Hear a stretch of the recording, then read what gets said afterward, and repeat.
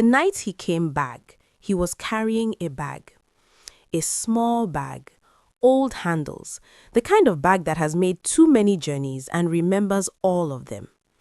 He was standing at my door in the dark, and I looked at that bag and something happened in my chest that 25 years of building myself into a surgeon had not been able to prevent. Because the last time I saw a man standing at a door with a bag, I was 6 years old. It was night, and the man was my father, and the bag was ours, and he was not arriving, he was making us leave. My name is Joy. My mother named me that on purpose because the season I was born into had none. This is the story of two nights, 25 years apart, and what a bag at a door means when you are 6 years old with no shoes on the wrong side of a gate, and what it means when you are 31 and you are the one deciding whether to open it. Stay with me, because the ending is not what you expect, and neither is the beginning. I was 6 years old. My baby sister Chisom was 3 days old. My mother had come home from the hospital that afternoon, tender, tired, still wearing the soft clothes they send you home in when your body has just done something enormous. She had not even changed when the knock came. I remember thinking, who comes this late? I would understand very quickly. My grandmother, my father's mother, Mama Raymond. She was a tall woman, always dressed like she was going somewhere important, always speaking like the decision had already been made before she opened her mouth, like her words were not proposals but announcements. She did not come alone. Behind her, my father's brothers, his cousins, his uncle, the one who only appeared at funerals and moments of ending, a man whose presence in your home was itself a verdict. My mother stood at the door. She looked at all of them.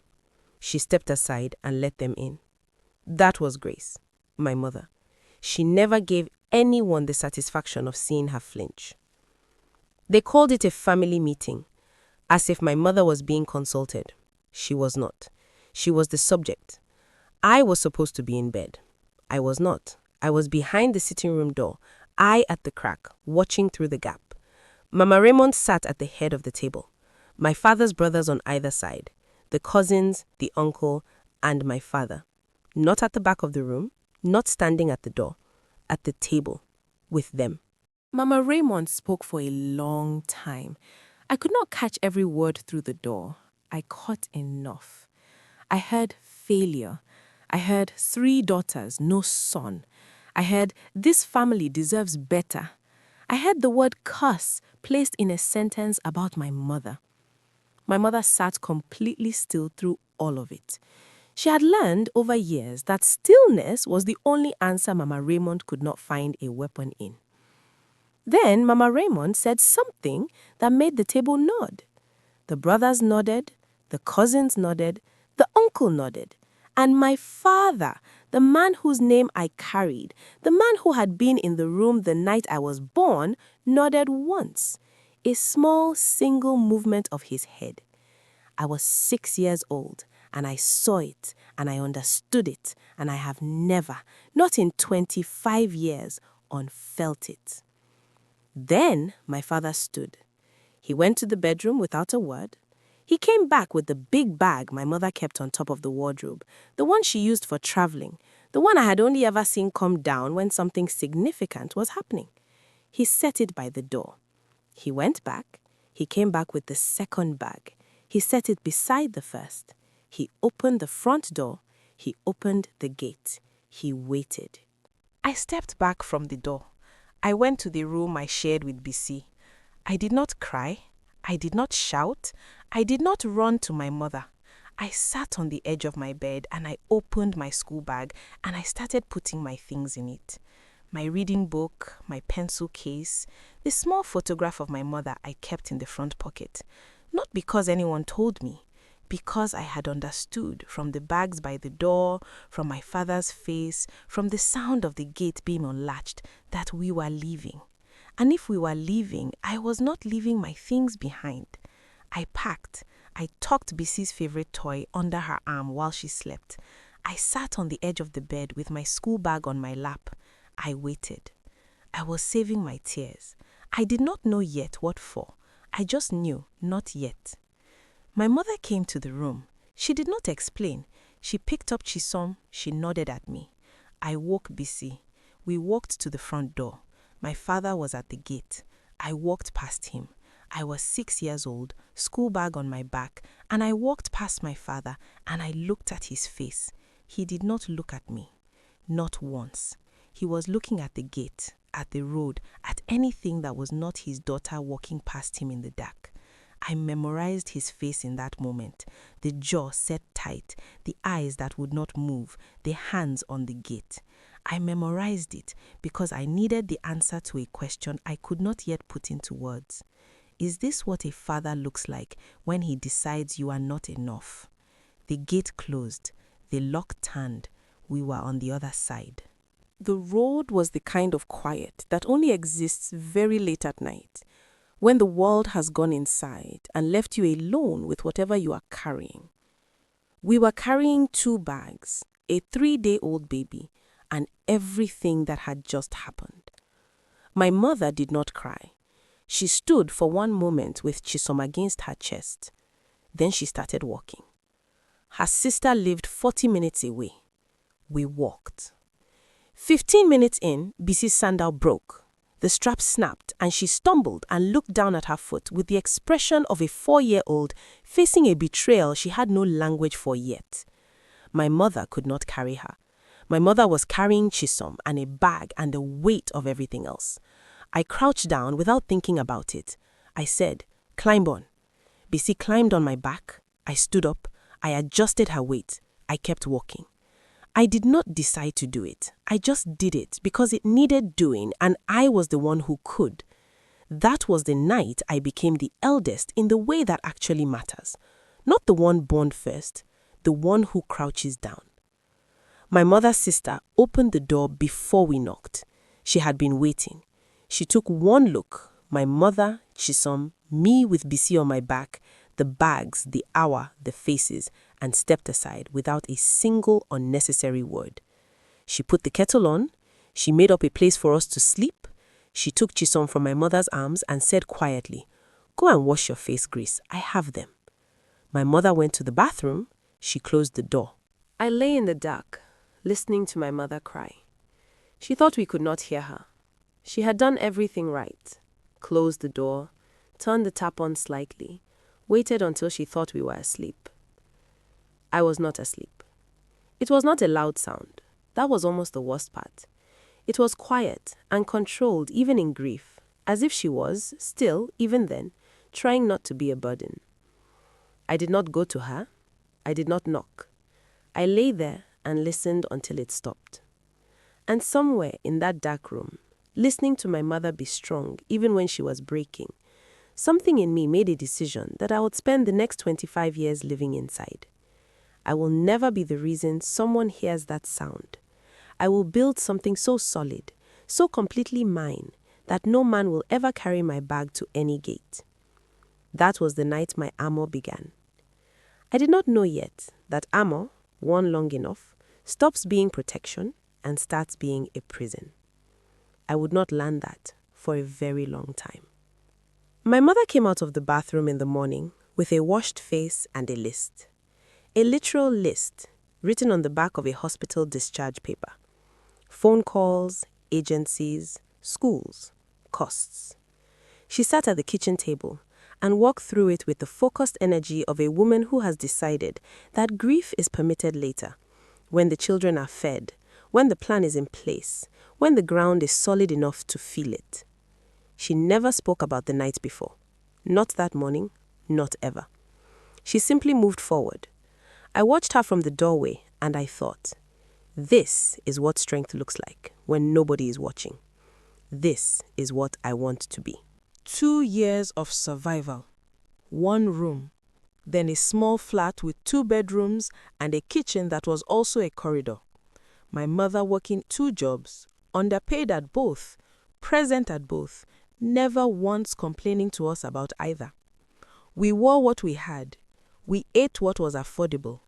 We did not complain because Grace had not complained, and we were her daughters in more than blood. I studied the way someone builds a wall. Nothing decorative, everything structural, brick by brick, course by course.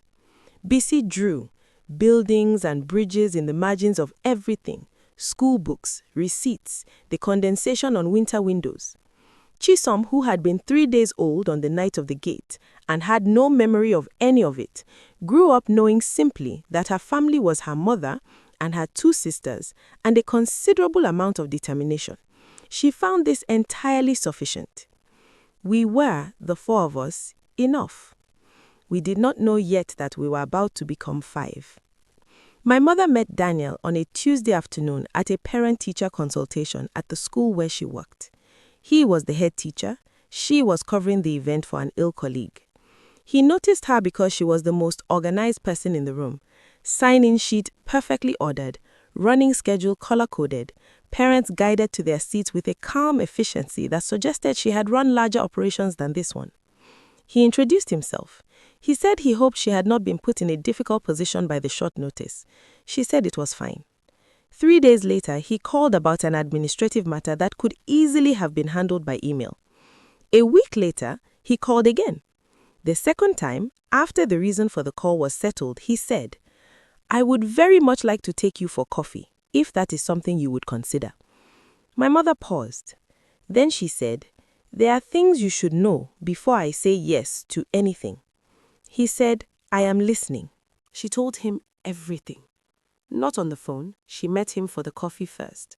She sat across from him and laid the truth on the table plainly, without self-pity, without drama, just the facts where they could be seen.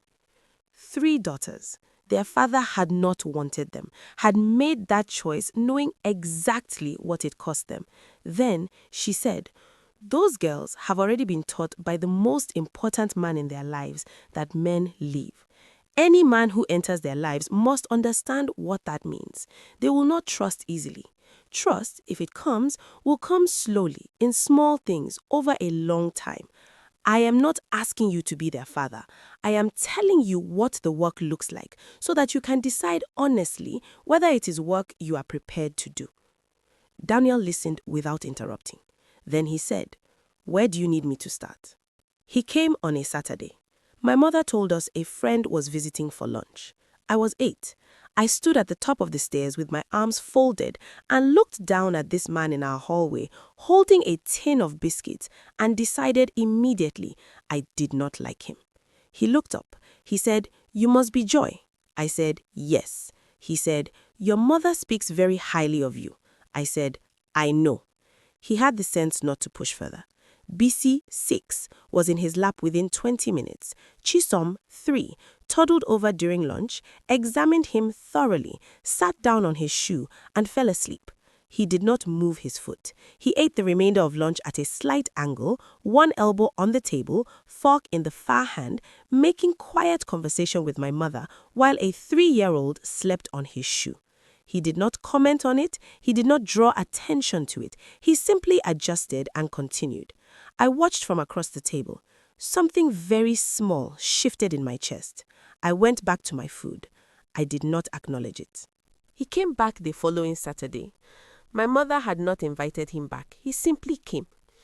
He helped BC with the drawing. He asked Chisom about a toy she was carrying everywhere. He washed the dishes after lunch without announcement. He came back the Saturday after that, and the one after that. No grand gestures, no performances, just the same quiet presence, week after week, in all the small ways my mother had said were the only ways that would count. By the 5th Saturday, I had stopped standing at the top of the stairs. I had not come all the way down yet, but I had stopped standing at the top. One evening, I was sitting on the 3rd step from the bottom, close enough to hear the kitchen, far enough to pretend I was not listening. I heard Daniel say, "Grace, I know what you are doing. You are giving me room to leave before I cost anyone too much. I understand why. I am not going to leave, not from obligation, because I do not want to. Give me the time to show you." Silence. The sound of a dish placed in a rack. I sat on the third step and I thought about a man who had not looked at me when he locked a gate. Then I thought about a man who would not move his foot for 40 minutes so a 3-year-old could sleep. I went to bed. I lay in the dark. For the first time since I was 6 years old on a road at night, I thought the word maybe. Just that. Maybe. Grace and Daniel married on a Saturday. Small, quiet. The girls in matching dresses. Chisholm's had ice cream on it within the hour. Grace photographed the stain and laughed. Months later, Daniel asked if he could adopt the girls. Grace said, "That is not my question to answer." He sat with Joy first. "I am not replacing anyone. I am not asking you to feel what you do not feel.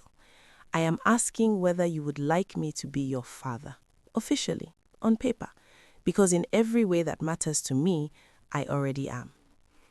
Joy looked at him for a long time. She said she would think about it. 3 days later, she came to him. She said, "Yes." He said, "Thank you." No fuss, no performance, just the quiet acknowledgement of something that had been true for a while. Bisi said yes immediately and asked if there would be cake. There was cake. Chisom, 4 years old, sat across from Daniel with the gravity of someone negotiating a significant contract. She thought for a full minute. Then, "Yes, but only if you teach me to ride a bike first." "Deal," he said. The following Saturday, he spent 4 hours teaching Chisom to ride a bike. She fell 4 times, cried once, refused to stop. By late afternoon, she was cycling in wobbly, triumphant loops around the garden with her arms spread wide. Then they went and signed the papers. Joy did not call him Dad for 2 more years. Not because she did not feel it. She had felt it since the 3rd step from the bottom. She did not say it because saying it felt like a door she could not unopen. And Joy had learned to be careful about doors. Then one afternoon, she was on the phone with a friend, telling a story about a dinner that had gone spectacularly wrong. Daniel had attempted a recipe from a magazine, the smoke alarm had been involved, a spatula had not survived. And in the middle of the story, she said, "My dad tried to..." She stopped. She looked across the room. Daniel was in the armchair, reading the newspaper. He turned a page. He had heard. He was pretending he had not. Joy continued the story. A week later, she said it again, on purpose, in a sentence that did not require it. It sat exactly right. Daniel pretended not to notice that either. He was very good at receiving things without making them into an event. That, Joy would one day understand, is one of the rarest things a person can be. Joy's prize giving, November. Top academic award for her year. Daniel arrived with a camera bought for the occasion. He had not learned to use it. Joy watched from the stage, this tall, calm man in the 3rd row, holding the camera at angles that would not help anyone, pressing buttons with the experimental dedication of someone who has not read the manual and does not intend to. She received her award. Later, she looked at the photographs, 17 of them. Every single one blurry. Joyful, committed, thoroughly blurry attempts by a man who needed to capture something because it mattered to him beyond all proportion to his ability to capture it. She kept every one. She would discover years later that Daniel had saved copies on his phone in a folder labeled simply Joy. Not Joy's ceremony, not November, just Joy. She did not need to discover this to know it. She already knew what kind of man he was. Joy left for university on a Sunday in September. Daniel carried the bags to the car, efficient, quiet, 3 trips. He checked nothing had been left behind. Joy stood in the hallway taking a last look at the house she had grown up in. The real one, the chosen one, the one whose gate nobody had locked against her. She went to the car. Then she turned back. She crossed the hallway. She put her arms around Daniel and held on, not briefly, the kind of hug that is a sentence. He held on too. Neither of them said anything. She got in the car. She looked back once through the rear window. He was still on the step. She turned forward. She did not cry until the motorway, when the radio was on and there was enough noise to cover it. Joy was 24. Second year of medical school. Wednesday evening. A distant cousin, someone added to a family group chat Joy had been unknowingly re-added to, posted a graduation photograph. Raymond in a good suit. An older boy in graduation robes. Raymond's hand on his shoulder. Both of them looking at the camera with a specific ease of people who have exactly what they plan to have. Raymond looked proud. He looked well. He looked like a man who had made a decision 25 years ago and had not spent a day regretting it. Joy stared at the photograph. Then she closed the app. She went back to her anatomy textbook. She did not tell her mother. She did not tell Daniel. She did not tell her sisters. She filed it in the sealed room she kept inside herself, and she returned to the work. But that night, she could not sleep. 2 a.m, Joy in Daniel's study. The chair across from his desk, the place where things too large to carry alone became slightly more manageable. He was still up. He put down his pen. She sat. She was quiet for a moment. Then she said, "Dad, did you ever regret us? Any single part of it?" He took his glasses off. He set them on the desk. He looked at her the way he always had, without deflection, without performance, without the softening people use when they think the truth might be too heavy. He said, "Joy, you and your sisters and your mother are the best thing that has ever happened in my life. That is not sentiment. That is a fact I have known since the afternoon Chisom fell asleep on my shoe. I have known it every single day since then, without exception." Joy looked at him. She nodded. She went back to bed. She was glad, profoundly, specifically glad, that the answer had been what it was. While Joy was building herself into a surgeon, Raymond's perfect life was quietly becoming something else. Not dramatically, not all at once, in the small wrongnesses that a certain kind of man is very good at explaining away. Ngozi away more than usual. Money not where it should be. The older boy involved in something Raymond could see the edges of but not the center. Raymond told himself, small things. I have what I built, I have my sons. He said this with the conviction of a man who has made a very large bet and cannot allow himself to consider what losing looks like. He went on saying it until he could not. She left on a Tuesday. No fight, no scene, no warning that could be argued with. Monday she was there, Tuesday she was not. Half the wardrobe empty, the jewelry gone, her phone permanent voicemail. Raymond stood in the bedroom for a long time, looking at the space where her things had been. Then he went to check the accounts. The accounts had been emptied, methodically, patiently, over 18 months. Every transfer perfectly within the limits of what she had legal access to. Nothing he could easily pursue. Everything gone.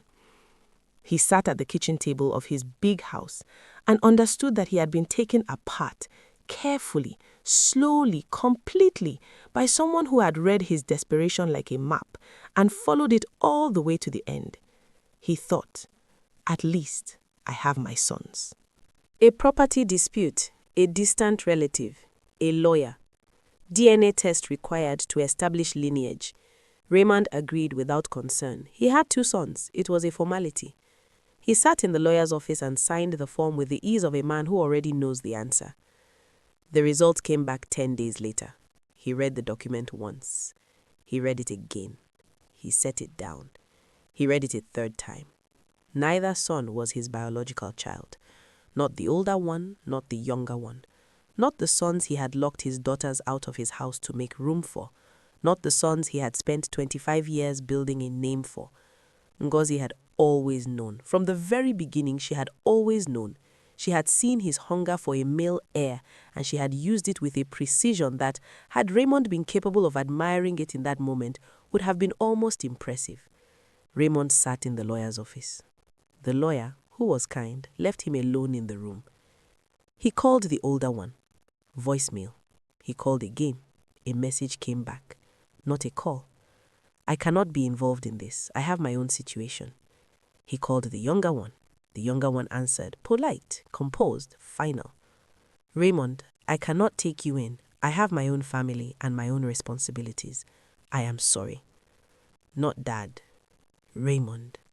The boy whose school fees he had paid, whose university he had funded, whose wedding he had made possible, that boy called him by his first name and ended the call. Raymond sat with the phone in his hand. He thought about a corridor. He thought about a bed. He thought about a child in a nightdress standing right beside him as he carried that bag to the gate, and the specific, deliberate way he had looked at the road instead of her face. She was right there, 6 years old, standing right there, and I could not look at her. He scrolled through his phone, through contacts he had not opened in years. He found Grace's number. Still there, after everything. Still saved under her first name alone, just Grace. He pressed call. It rang out. He called again. Rang out. He sat in the empty house until it was fully dark. Then he packed his small bag. Old, worn handles. He went to the bus station. Friday night. Joy visiting for the weekend. Her surgical bag still half unpacked in the hallway. She had arrived late. Grace in the sitting room, Daniel in the kitchen, busy coming tomorrow. She saw him on her way, texting updates. The knock came at 9:30. Not loud. The knock of someone not entirely certain they had the right to knock. Joy was nearest the door. She opened it. Older than she had prepared herself for, even knowing the years. Thinner. A cane she had not anticipated. The posture of someone whose body has begun to negotiate with time. The same face. That was the thing she had not been ready for. Beneath everything the years had done, the face was still the face she had memorized at a gate at 6 years old. And in his hand, a bag. Small, old, worn handles. Joy looked at the bag. Something tripped in her chest. Not the man, the bag. The image, his hands on a bag at a door, a gate, a night, came back to her so completely and so suddenly that for a half second she saw the memory laid over the present like 2 photographs on top of each other. Her hand found the doorframe. Her knuckles went pale. Her jaw locked. She was 31 years old, a surgeon. She had delivered impossible news to families in corridors without her voice breaking. She had held theaters together when things were going wrong. Her knuckles went pale. She was about to speak. She had the words ready, measured, professional, the kind of words that close a door without a sound. Then he said her name, Joy. Just that, in the way that only someone who was in the room when you are named can say it, with the weight of someone who has carried that name in silence for 25 years. Something came completely loose. Not gradually, all at once. The 6-year-old was suddenly present, not as a memory, but as a weight. The child in the nightdress with the school bag on her lap, sitting on the edge of a bed in the dark, saving her tears, waiting. She was still waiting, had always been waiting. Joy had built an entire life, a career, an identity, an armor around a child still sitting in that room. She had never gone back for her. Her hand gripped the doorframe. She almost said, "Come back in the morning," the polite way of saying never. She almost closed the door slowly and went back to her life. She thought of 17 blurry photographs, a man who turned a page and said nothing, a man who moved nothing for 40 minutes so a 3-year-old could sleep, a man who said, "Where do you need me to start?" and started and never stopped. She thought of what Daniel would say if she asked him.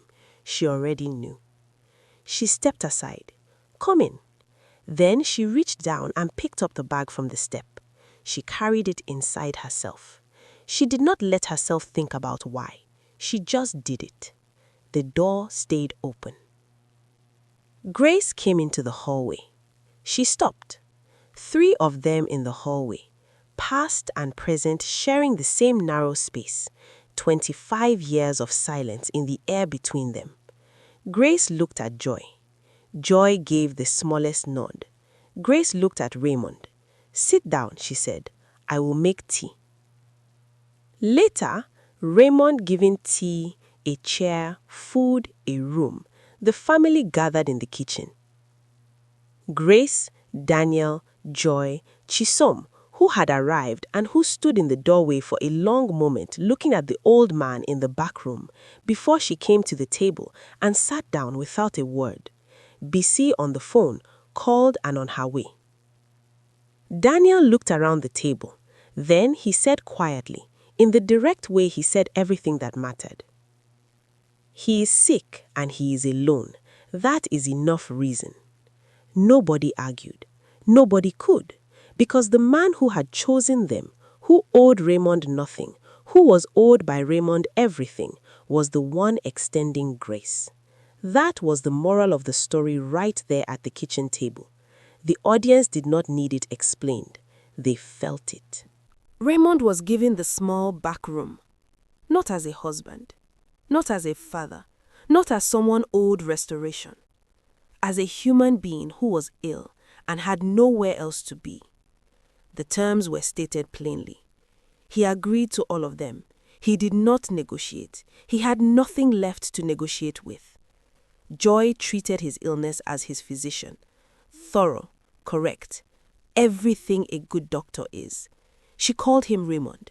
She came to his room because it was medically necessary to come to his room. That was what she told herself. 3 weeks before he died, she was passing his door late at night. His light was on. She stopped. She stood in the hallway. Then she went in. She sat in the chair beside his bed. He was awake. They sat without speaking for a while. Then Joy asked the question she had been carrying since she was 6 years old in a night dress at a gate. "Did you know it was wrong? When you carried the bag, when you held it open, when you locked it behind us, did you know?" Raymond was quiet. The machines kept their soft, patient rhythm. Then he said, "Yes." One word. She watched it cost him something, watched the last version of himself he had been holding on to leave with that single syllable. The last pretense, the last story where he had not understood what he was doing. Gone. Joy sat with it. The yes she had waited 25 years for. The yes that meant the 6-year-old in the night dress had read the room correctly. The yes that meant her grief had always been real. Her armor had always been a response to something true. She had never once been wrong about what happened at that gate. She exhaled, slowly, all the way down. For the first time in 25 years, fully, completely, as if she had been breathing at half capacity since the night of the gate, and only now in this small room been given permission to use her whole lungs. She said, "Okay, rest." She turned off the lamp. She walked down the corridor. Daniel was in the kitchen, still up, still reading. The warm light, the familiar quiet. Joy sat across from him. He looked up. He did not ask. She did not explain. They sat together in the kitchen that had always been theirs, and she felt, settling through her slowly, completely, like something long withheld, finally released, that there was no sealed room left inside her. Every door had been walked through, every light properly turned off. She was, at last, all the way present. Raymond died before morning, quietly, in the small back room, with the lamp off, and the machines running, and the life he did not choose going on around him.